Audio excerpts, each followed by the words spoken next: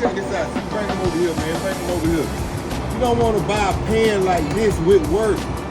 Because guess what? You got to go back, show the senior advisors. You got to go back to the senior advisor. They finna paint you for another 4, 5 hours, 6 hours just for this. For that. For that.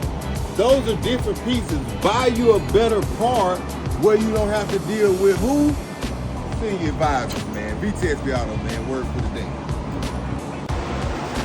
VTSB Auto. Y'all seen us over here early with the senior advisors, man. We didn't like how the back was fitting. The back, the body line's gonna tell you where the panel need to be at. So these lines were off a little bit over this way. So we had to take the bolts back out, align these up. We already got the front line up top. So now we know we got it in the right place.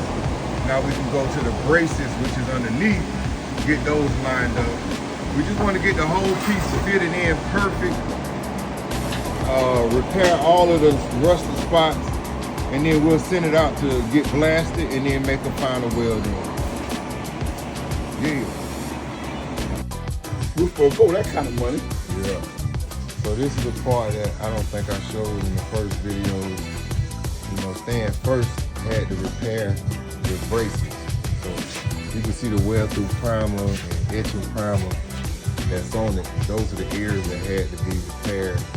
That actually was cut off during the cut, so we had to re-weld that one back on, patch a couple areas, so whenever you do decide to weld the pan in, you got you a solid foundation. Everything was primed, clean, the rust. Now you ready to go back on. More years.